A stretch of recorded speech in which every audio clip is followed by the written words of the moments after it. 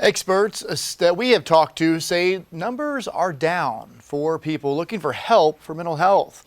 And in times like these, stress levels, you can imagine, are up.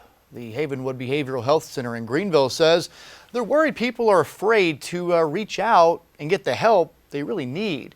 This has many concerned about what could happen if people don't get this treatment. Fox Carolina's Kayla Conboy practicing social distancing tonight. She did a Zoom interview with two professionals today. So, Kayla, what advice are they giving to folks who, might be afraid to reach out for help?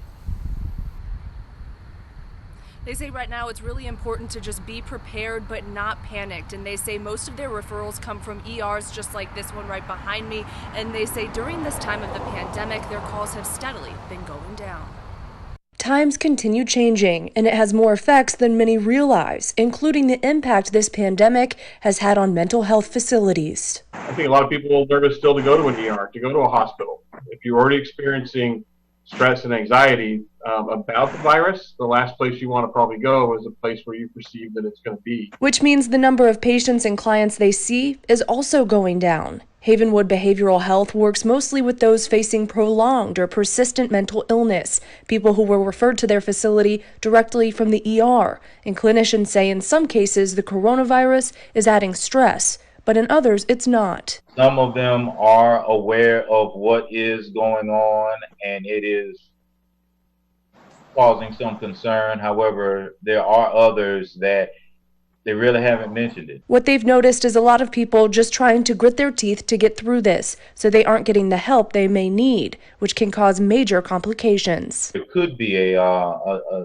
deterioration in the symptoms that they're presenting with, and that would then lead to it being that much more difficult whenever they do access the system to try to get the help that they need. And it goes much deeper than that. Clinicians say it can lead to severe reactions or responses from patients that aren't typical. Can elicit a lot of emotional response, not a logical one.